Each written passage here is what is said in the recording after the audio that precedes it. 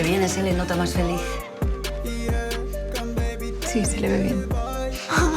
Hola, buenos días, bienvenidos Kaixo, egunon.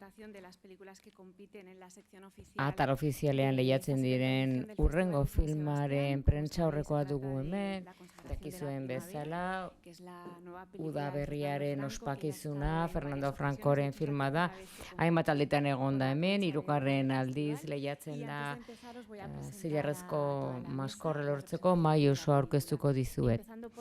Beste aldetik hasita, Jaime Ortiz de Artiñano ekoizlea, Koldo Zuazua ekoizlea, Telmo Irureta antzezlea, Valeria Sorolla antzezlea, Fernando Franco zuzendaria eta Emma Suarez antzezlea. Asko zareten ez gero, zuzenean hasikora galderekin ezakit nork hasi nahi duen. Lehen galdera? Hementxe.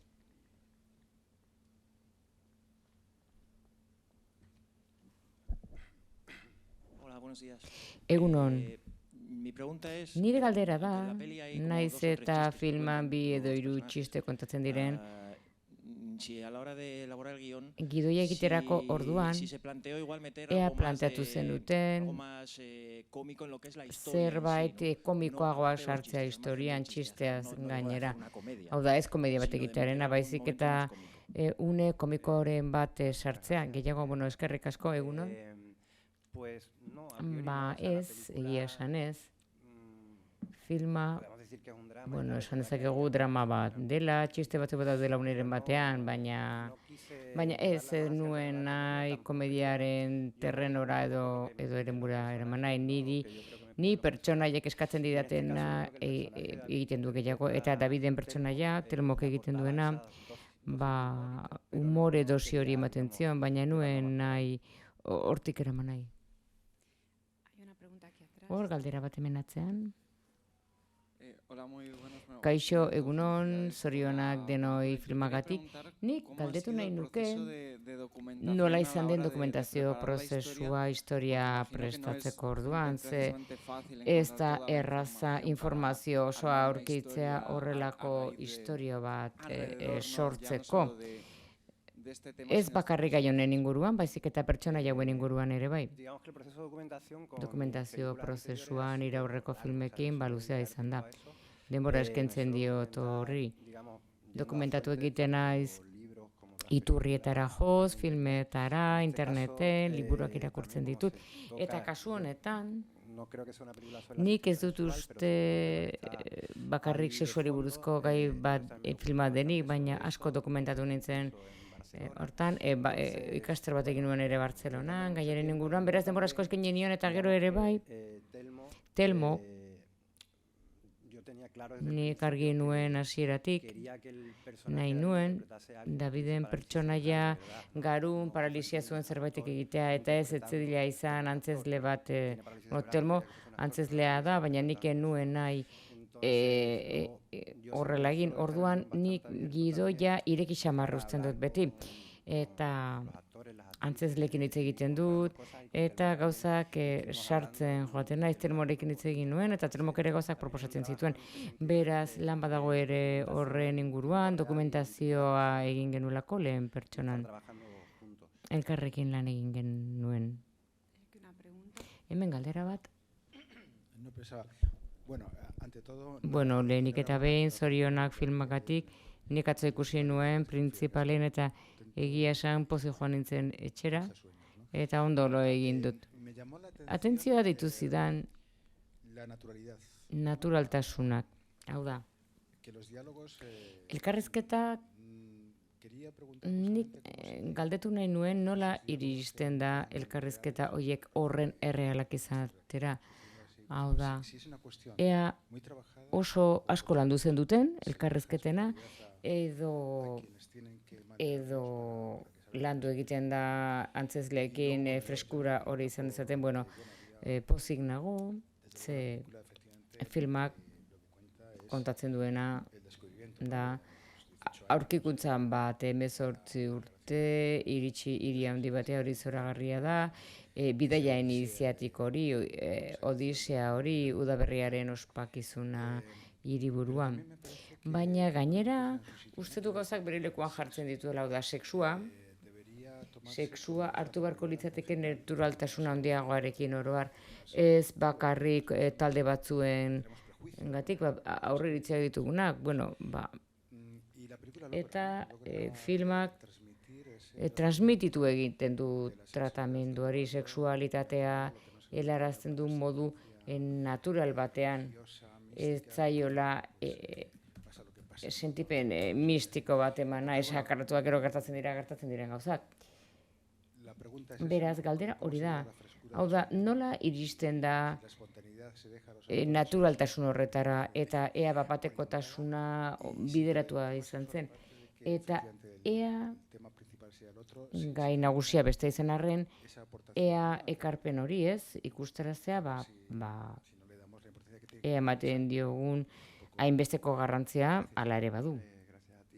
Zuri eskerrak, zuri lehen galderari dagokionez lan bateratu bada. Gidoia irakurtzean asko gustatzen zait elkarrezketak errealak izatea. Nik idazten ditut, irakurtzen ditut, baina gero iristen garenean entsegu fasera nire film gehienetan gauza bera egiten dugu. Gidoia aurrean dugu jakinik bitarteko badela helburu batera iristeko. Beraz horren inguruan lan egiten dugu eta nik pixka bat gezurren detektorea pixka bat piztuta uzten du, noiz ez duzun zerbait sinisten. Hau da, zuk antzezle onak dituzunean, kasu honetan bezala, nire iritziz, zerbaitek ez bada dizu funtzionatzen, behar bada gaizki idatzita dagoelako da, beraz nik uzten diet beraiei ere proposatzen eta gauzak aldatzen pixka bat sobre la marcha, hori bakarrikaren ez hitz egiten. Eta gero bigarren galderari dagokionez, bai, niri oro har, orain arte egin ditudan 3 filmetan, interesatzen zaizkite lurpeko gaiak nolabait esateko. Eta kasu honetan, sexualitatea hitz egitea, garun paralisi bat duen pertsona batengan, gai horrek jartzen du jendea aurre iritziz betetako eremu batean a priori. Eta komentatu duzun hori, normalizazioa behar bada filman, hain zuzen hori da pixka bat horri aurre egiteko. Hau da, film horrek ez egiten du intimitateaz, eta filma egina dago hori gabe. No sé si alguno de los actores, sobre todo en relación a esta idea... Eta ideia hori dago, atera dena naturaltasunaren bilaketa horretatik jakin nahiko nuke, Valeriak eta Telmok eta Emak nola landu duzuen filman Valeriaren kasuan. Hau da, zure lehenengotako filma bada, eta zure lehen lanetako bada, jakin zuen esperientzia ere filman. Nire lehen filma da, eta komentatu duzuenaren inguruan, tonuari buruz, nik uste dut foku bat izan zela, aurkitzea tonu hori. Eta niretzat film hau, konfirmatu egiten dit gauzak lantzen direnean, azkenean atera egiten direla, eta landu eta prestatzen direnean gero gauzak atera egiten dira. Benetan nahi duzuna, naiz eta munduko gauzarik naturalena izan. Eta nik uste du nahasketa bat dela, prestakuntza bat, entsegutan. Eta gero Fernandok esan duena liburu irekia, hau da, adi egon behar dugu edozen gauzetara. Hau da, esateko honek ez du funtzionatzen eta malgutasuna izan edozin unetan aldatzeko. Bai. Asko gustatu zait, Fernando Casiera bertatik esan zidan, berak ez duela desgaitasuna bizi. Ez duela seniderik desgaitasunarekin eta esan zidan, zerbait iruditzen bazaizu ez dela horrela edo beste modu batean jarri badaiteke, bera oso irekita zegoen nire iradokizunetara, eta horrek ematen dizu konfiantza bat, eta lasaitasun bat. Beraz, edo zer gauza, komentatu daiteke. Eta ni oso pozik negoen horrekin, berarekin lan egiten, biekin, eta hementxe gaude, No sé, más. Sí, bueno, yo apoyo lo que están diciendo. Bueno, ni ados nago esan duten horrekin. Fácil, Erraza izan da, porque trabajar con ze Fernandorekin lan egitea amable zuzendari atsegina da, crea un espacio de confianza. konfiantza tarte bat sortzen du, harmonia tarte bat sortzen du, non antzezleak sentitzen diren eroso. Y respecto a lo que Eta del guión, yo creo zuk que esan duzunari buruz, gidoiari buruz, nik uste du gidoi hori oso ondo egituratuta zegoela, oso ondo idatzita, eta ondo definitzen zuen nolakoa zen pertsonaia bakoitza, cuáles eran las eta zeintzuk ziren pertsonaia hoien intentzioak. Y sí es verdad, Eta bai, egia da, digamos, cuando te encuentras con zuk un aurkitzen guión duzunean, que está tan bien escrito, horren ondo idatzita dagoen gidoi bat, errez egiten da interpretatzea eta hau zure hautsen hori jartzea. Baina egia da, Fernandok bilatu egiten duela dena sinesgarria izan dadin. Askotan, antzezleentzat, hain ondo idatzita dagoen zerbait espontanea izatea eta naturalizatea ez da horren erraza. Eta berak badu detektore hori, detektagailu hori, eta oso entzute ona du eta berela konturatzen da ea egiten ari zarena, ea inpostatua den, artifizio erikote duen eta ez den natural ateratzen. Beraz, hor entsatu genuen, ese tono tan tonu sutil hori bilatu nahian, oreka bilatu nahian, nahi da pasatu, ez pasatzeko, ez motzez gelditzeko, gauzak bapatekotasunez esateko, atzean dagoen intentzio horik galdu gabe. Gogoratzen naiz, adibidez, la escena que teníamos Valeria y yo. Valeria eta ni genuen proposamenaren estena hori, nola ditutzen genion? Bai, cuando se postula. Hau da, postulatzen denean. Eta aurkitu behar genuen leku bat, bi pertsona horiek elkar ezagutzeko, eta bata besteari bere burua eskentzen ari direnean, baina azpitik gauzak gehiago gertatzen ari dira. Baina intentsitatea eman gabe. Ze niretzat ere oso erraza zen asmoi guztiak markatzea ez, baina garbitu egin bertzen, depuratu arazu egin bertzen eta oso lan polita izan da. Galdera badago urratzean? Bai, kaixo, lehenik eta behin zorionak filmagatik eta gustatuko litzaidake galdetzea, Ema Suarezi nola izan zen bere pertsonaia egitea Daviden ama, ea dokumentatu zen, zerbait, egin aurretik, eta Valeriari ere bai, nola izan zen pertsonaian sartzea eta nola dokumentatu zinen edo egin zenuen. Bueno, lehenik eta behin, eta benetan gidoia, beraz, atsegin handia izan da, beti eskerrak emango dizkiot, Fernandori, film batzuk erakutsi egiten dizute, eta lehioak eta ateak irekitzen dizuten niretzako errebelazio bat izan da film hau. Filma honi esker, Fernandorekin lan egin dut, Telmo ezagutu dut, Valeria ezagutu dut, eta modu bat izan da lan egiteko modu oso berezia izan da niretzat. Zinea egiteko modua, zintzotasunetik,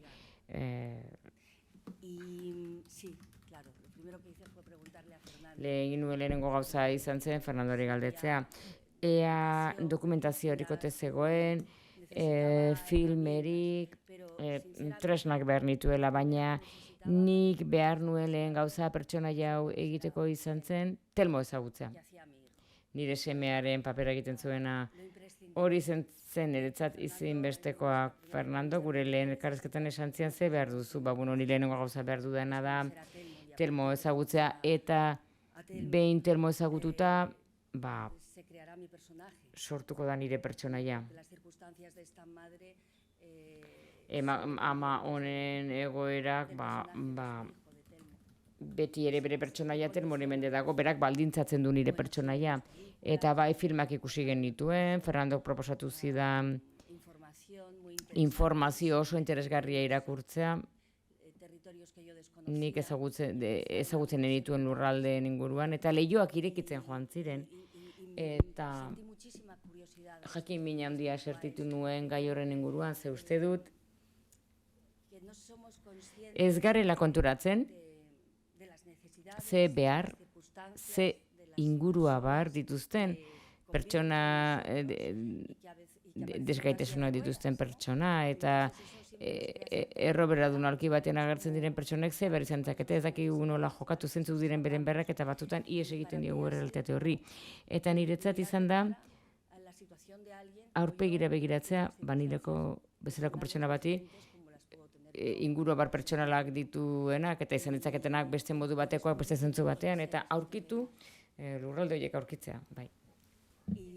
Eta ikustea behar bada, eta Creo que la pregunta también era para Valeria. Galdera ere Valeriarentzat da. Nire kasuan, Laura aurkitzen du mundu berri bat sexualaren inguruan. Eta nik, gauza bera, hau da,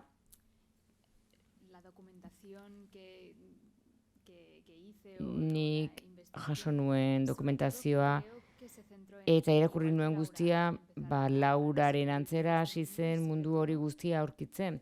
Eta gainera zer esnatzen duen berarengan hori, zergatik den garrantzitsua berarentzat. Hau da, zer esnatzen duen bere sexualitatea, berbada aukera hori sexua ikusteko beste ikuspegi batetik. Hau da, zaintzatik.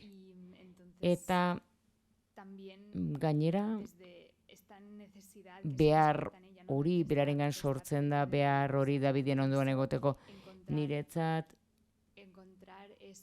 hori aurkitzea. Eta han justifikazioa aurkitzea, zergatik agertzen den behar hori guztia, eta zergatik egiten duen guztia. Nik hortik aztertu nuen, hau da behar bat, espazio hori aurkitzeko, kalitate une hori aurkitzeko, kontaktua izateko behar hori. Bai, beste galdera bat. Nik galdetu nahi diot kartelagatik, behintzat hemen ikusten duguna. Uste du beste ere bat ere badagoela, baina hemen ikusten duguna, nola izan zen, Fernando izan zenuen, proposatu zen dituen ideiak edo egiteko, eta gero gainea Valeriari galdetu, bere lehen filman, ea zer iruditzen zaion, eskerrik asko. Hain zuzen ere, Begoña Arostegik margotutakoa,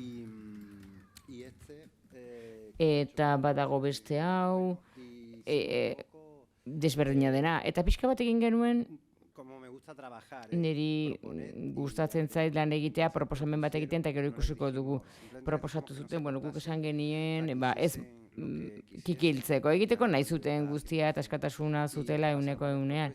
Hainbat proposamen pasa zituzten, eta haien artean hau, eta asko gustatu zitzaigun, eta bat Girasole Silvestresen kartelaren oso antzeko zena, eta horrek ez horreketzuan balio. Eta askatasunetik planteatu zuten horrela, eta garatzen joan ginen. Eta ni impresionatuta nago, eta oso pozik nago kartel honekin asko gustatzen zait. Galdera bat hemen, egunon, zorionak, talde osoari, eta eskerrik asko horrelako film bat egiteagatik, modu honetan hurbiltzea desgaitasunari buruzko gai bati, garun paralisiari, Valeria ere nola jaiotzen den bizitzeranik, pelikule ikusi dut eta oraindik emozioak eta pozak irauten dit ikusi duenaren ondorioz. Eta nire lagune bidali dien mezu bat gomendatzen filma. Nik ez dut zinema asko ulertzen, asko gustatzen zait, gozatzen dut asko zinemarekin, eta iruditzen zait asko lan egiten dela kasu honetan. Valeriren kasuan batez ere lehen plano horiek, plano motz horiek eta isiltasun horiek. Lehen gogunean Jacqueline Bisset komentatzen zuena horren garrantzitsua zena, bera. Valeria, hain gaztea, antzezle gaztean dola sentitu da antzezpen behar horrekin, hau da, erronka horrekin, eta egia den Fernando komentatu duena, eta zorion handia guztientzat. Niretzat pertsonaia hau egitea izan da bidaia oso handia, oso sakona, eta sentitzen dut bi film egin ditu dala alde batetik Telmorekin eta Emarekin egin dudan bidaia, izugarria izan da, gogoratzen naiz, lehen asteetan, egundoko indarra sentitzen nuela eta behar bat ondo marrazteko ibilbide hau beraiekin. Eta benetan magikoa izan zen beraiekin egindako lana. Eta gero, bidaia bat barurago, hau da, Laurari barrutik gertatzen zaion guztia, lehen plano horietan, eta une horietan bera bakarrik dagoenean, niretzat, horiek benetan oso argigarriak izan dira niretzat antzezle gisa horri aurre egitea. Hau da, pertsonaia bakarrik dagoenean eta pixkana zentzuz betetzen joan zirenak aurrera ginela. Bueno, bai intseguetan eta bai filman. Hemen galdera badago, Aliziarena, kaixo, zer moduz, bueno, zorionak lan bikaina. Nik baita ere filmaren fondoarekin. Zergatik egin nahi izan zenuen filma hau honen inguruan. Eta gero erlijioarekin duen harremana. Zergatik aukeratzen duzu neska hau aurkitzen du emakume guztiz libre bat, ematen du, bedenkapen bat tokatu zaiola, zigor bat ezela besteak barre egiten du, oso inteligentea delako, bromak egiten ditu, baina erlijioarekin duen estaldura horrek garrantzitsua egiten zai batzuetan, ematen du Valeriaren papera, pixkat ematen du, utzi egiten duela pixka bat hau ez dela pekatua pentsatzen duelako. Eta gero gainera Telmori, galdetu nahi diot gero, prestatu duzu zure pertsonaia, ze ematen du horrela dela kontua, ez? Gero ere jakin nahi nuen nola sentitu zaren, ze intimitate oso handia erakusten ari zara. Zezu duzu oso bizi modu jebia eta ezakigu. Beti gelan sartuta dago, bueno, eskerrik asko. Bueno, galdera marroia hau egia esan, pixkanaka. Zergatik interesatzen zait gaia, bueno, pesatzen dut ari zarela hain zuzen ere sexualitateari zentzu zabalean eta kasu honetan modu zehatz batean pertsonarekin zer ikusia duena. Interesatzen zait, ze iruditzen zait, gai honi buruz ez dela asko hitz egiten. Eta Emak esaten duen bezala, hori asko aipatzen den zerbait da, egoera jakin batean dagoen pertsona hauentzat, baina gero normalean ez dugu aruntz begiratzen. Eta iruditzen zait, zinemak gainera baduela erantzunkizun bat. Edo zinemakile batek baduela erantzunkizun bat pantailara eramaten duen horrekin, ze gero izango da jendearen iruditeria kolektiboaren parte, beraz uste dut ondo dagoela lupa jartzea normalean garrantzia ematen ez den gai horietan. Eta honi garrantzi gehiago hori handia ez ematea, nik uste du zer ikusia duela baita ere alderdi, gure kultura alderdi batekin. Hau da, zer ikusia duela erlijioarekin eta hainbat gauzekin. Iruditzen zait importantea dela, pertsonaia etortzea pixka bat alde horretatik. Ze horrek esan nahi du, ze hezkuntza duen duen herri honetan. Ni jesuita eskola batean ikasi nuen 12 urtez, eta ez badut esperientzia zuzena inor gerturik ez dudanean, esperientzia dut 12 urtez egon naizelako jesuitekin. Eta ez duzaten ez ongi ez gaizki, baina azkenean markatu egiten zaitu. Eta hor bat egiten dute bi gauzek. Ez dakit erantzun dizudan edo ez, gutxi gora bera bai. Bueno, banik, ni hasieran iragarkia ikusi nuenean kastinarentzat, bilatzen zutela, garun paralisia zuen antzezle bat, ez da askorik egongo egia esan. Hori saiatu behar dut. Aurkeztuko naiz. Eta kastinan, irakurri nuen estena pare bat. Eta hor txisteren bat zegoen tartean, eta esan ni naiz pertsona hori. Beraz, kastina jonitzan lasai xamar pentsatu, konturatuko dira, David ni naizela. Eta nahiko erraza izan da, eta erosoa egia da Daviden guztia ez dela nire kontua, baina oso ondo nahiko identifikatuta sentitzen naiz. Gelan egoten naiz, ez naiz errenbeste egoten, niri gustatzen ateratzea eta gauzak egitea, baina ulertzen dut. Eta, baina, Telmo, esan magisteritza karrera duzula, pedagogia karrera ere bai, eta horren matrikulatu da psikologian. Ze plan B bat behar dulako. Ni kontatuko dizuet, bera naiz eta. Bai.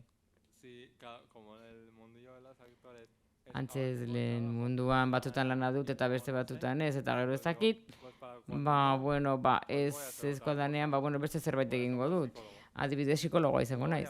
Gero ikusiko dugu, ze ateratzen den. Baina beti dut zerbait gogoan eta gauza asko egiteko gogoa, eta film gehiago egin ditzatela. Hay una pregunta. Galdera bat dago hemen.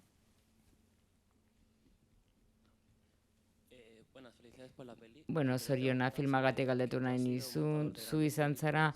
Pero en cambio en esta decides... Filma ondireren montatzailea, baina erabaki duzu beste montatzailea batekin lan egitea. Eta horri buruzko zerbait jakin nahi nuke. Kartela bezala. Zu proposatu eta hori ikusiko dugu. Esan nahi du nik filma montatuko banu, ni a priori ere joango nintzen gauza askoz beteta. Pentsatuko ditudanak horrela montatuko ditudana eta hori egitera joango naiz. Baina nik beti defenditu dut muntatzailearen ikuspegia kanpoko begirada bat ematen dizulako. Eta horregatik saiatzen ez beste batzuekin lan egiten. Kasu honetan gauza, bera, muntatzailea eta beak proposatzen du, nik ematen diotera bateko askatasuna, gero nik iragazki bat dut, gauza batzuk onartzen ditut beste batzuk ez, baina aukera bat ematen dut, gauzak sor daitezen modu naturalean, seguren ez bestela ez litzateken nakaterako, ni montatzailea banintz. Hori zen galdera, ez? Hori zen, ez? Nekien beste zerbait aztu nuen edo ez. Hay una pregunta aquí al fondo. Galdera bat hemen atzean, egunon, hemen nago. El tema del sexo. Sexuari buruz. El tema de la discapacidad. Desgaitasunaren gaia. Bien arteko lotura, prostituzioa, sexua normalizatu. Desgaitasuna normalizatzen da prostituzioarekin, prostituzio normalizatuarekin. Zerbait jakin nahi nuke prostituzioa ze filmaren testu inguruan. Bai.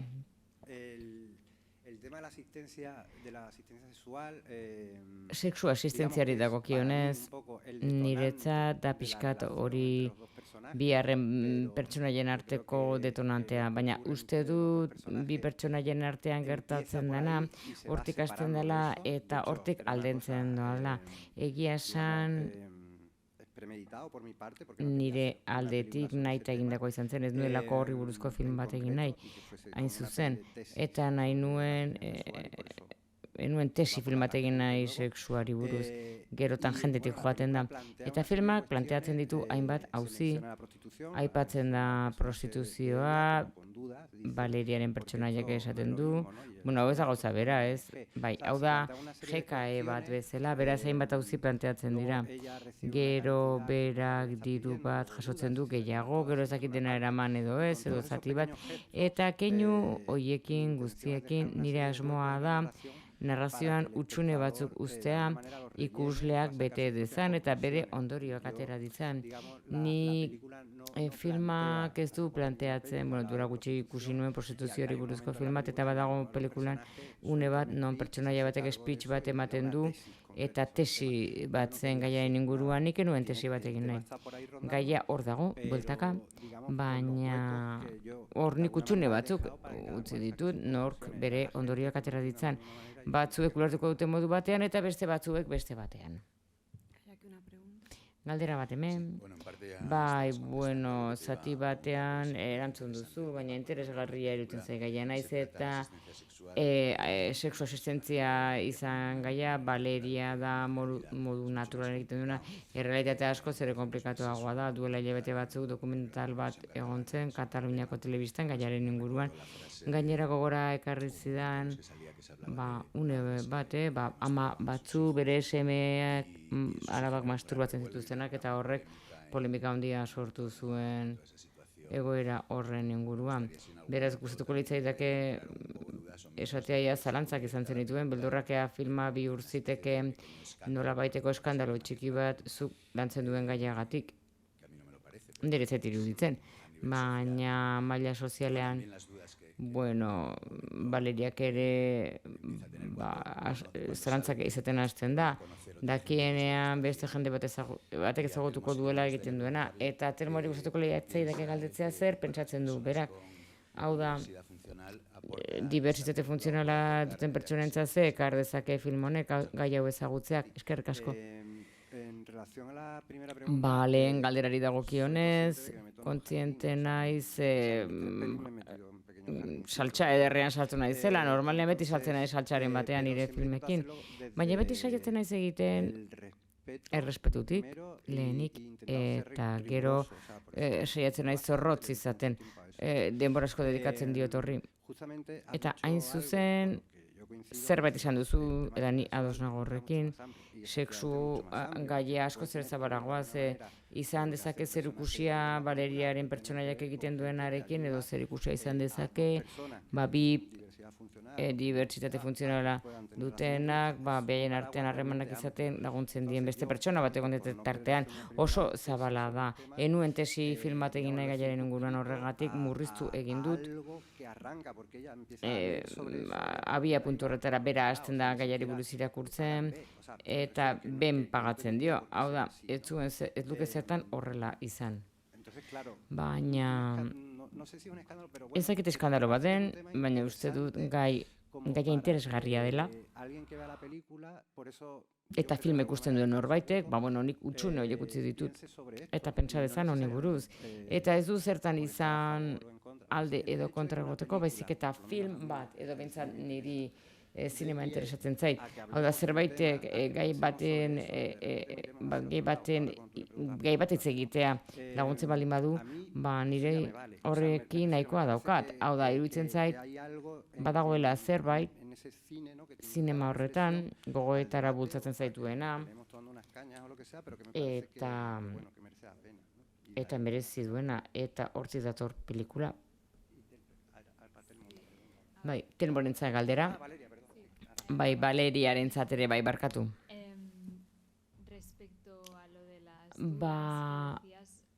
Aipatu dituzun zalantzei dagokienez, horregatikanik sentitu nuen hasieratik zalantza, gai hau lantzeko, zer esnatzen du, zer pizten du Laurarengan, eta zergatik eusten dio gai horri, konexio hori aurkitzeko hain sendoa eta hau intimoa Davidekin. Eta noski gai honetara hurbiltzea, banigan ere eztabaida bat sortu du, oraindik ere hor dagoena. Alde batetik gaia guztia ezagutzea eta ze aktivismo dagoen horren inguruan. Alde batetik eta bestetik. Beraz, hor nabil, batetik bestera. Niri gustatzen zait gaia edo egoera, bizipen hoiek ez ditu mundu guztiak ezagutzen eta gutxi hitz egin da gai honen inguruan eta interesa dagoela jendea ez dela ausartzen galdetzera. Eta beraz, ni adibidez ikusi izan banu olako film bat eta olako pertsonaia bat David bezala, nik uste dut lagunduko nindukela edo animatuko nindukela. Nik uste dut denok bilatzen dugula identifikatuta sentitzea edo ulertuak sentitzea. Beraz, uste dut interesgarria iruditzen zait eta ez dakit zer gehiago esan. Eta sexualitatearen gaia nik ikusi izan dut edo jende askorekin egon naiz, elkar ezagutzen ez dutenak eta ez da honi buruz hitz egiten, ematen du ez dela existitzen.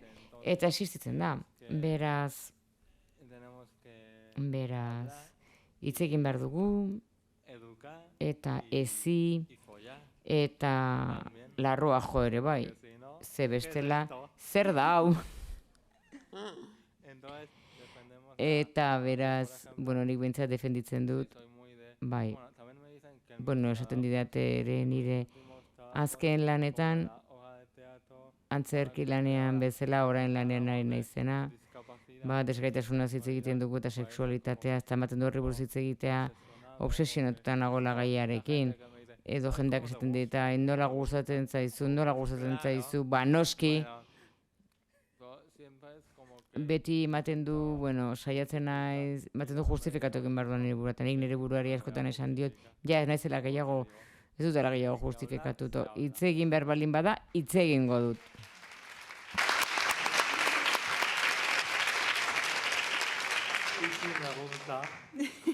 Bai, gustatzen zait. Queda alguna pregunta por aquí, pero... Hemendik galderaren bat gelditzen da, baina beti pixka denboraz gaizki gabiltza zer gauza bat besteekin bat egiten dugu. Jaimek eta Koldo egia da, hemen daude ekoizleak udaberriaren sagaratzea hasieran esan den bezala, zinematikatera arazten zaitu oso jarrera positiboarekin. Egia da, kontakizunan zehar gai oso komplexuak ukitzen direla.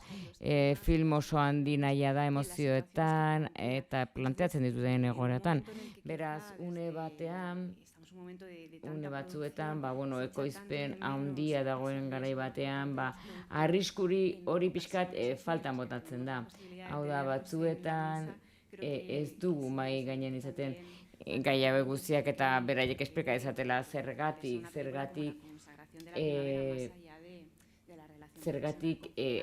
ze harreman izan duten beraien artean eta nola sartu ziren lan honetan, komentatu mesedez. Bai, kaixo,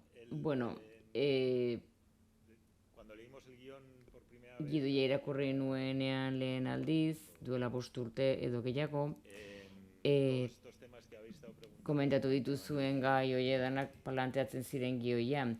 Eta ekoizle gisa, Koldorekin komentatzen, gai asko tratatzen ditu, filma oso zaila da kontatzen, gu ekoizle gisa hasi ginenean, gidoi bat hartzen dugunean, beti hasten gara kontatzen, banatzaileei, salmenta eragilei, eta pitxi bat egitea oso zaila da, ze oso gauza komplexuak daude tartean, batzuetan eztabaida asko sor dezakete, baina gero gidoia irakurtzen duzu eta da ikusi duzuena. Hau da, planteatzen ditu hainbat gogoeta gai komplexuen inguruan, baina irekita uzten ditu, eztabaida uzten ditu gogoetarako eta tesi bat planteatzen da horren inguruan. Beraz, oso pelikula komplikatua zen ekoizle gisa, eta asko kostatu zitzaigun martxan jartzea. Fernando ere ekoizlea zen. Oso kostatu egin zitzaigun bai, baina gidoia irakurtzen zenuenean eta bertsio guztia bai ikusten zenuen gidoia zoragarria zela. Emak esan duen bezala, eta film hori egin beharra zegoela. Horregatik gu ekoizle gisa hori lortzea eta hemen egotea zoragarria da. Eta oso harro gaude film honetaz, nik erantzi nahi nuke, aurre iritziak hor daudela, hau dana, honek danak aurre iritzik ekin du zer ikusia, gu ikusle gisa ditugunak, baita ere filmak finantzatzen dituzten eragileek ere gidiaren gainean beraz arazoa hori da. Hau da, lantzen diren gaiek hainbat aurre iritzi sor dezakete, honek izan dezakela interes orokor bat, baina zer gertatzen da, behin filmak, haietako asko ez ziren proiektuan sartu ziren behin filma amaituta zegoenan, eta filma amaituta beste sentipen bat ematen dizu. Bueno, hori da uzia, askotan ez da apustu egiten, arrisku gaietan, gatazka dagoenean, beti daude hainbat aurre iritzi eta beldur, batzuetan oso zail egiten dutenak horrelako filmak finantzatzea, baina azkenean lortzen da. Gogorekin behar da, talentua behar da ere bai, eta ondoran egitea, horiek denak, ezaugarri denak badituzte, azken galdera hemen, eta itxi behar dugu, nik eta behin zoriona guztioi filmakatik, Fernando Francori ere bereziki, zinemadian duen beste filmagatik ere bai. Atzo making of eren zati bat ikusi dut, eta Emma Suarezek esan du Fernando Franco gauzak oso argi dituela. Eta muntaiari dagokionez, kontutan hartu zure iragana eta oraina muntatzaile gisa, jakin nahi nuke ea sekuentziarik gelditu ote den kanpoan.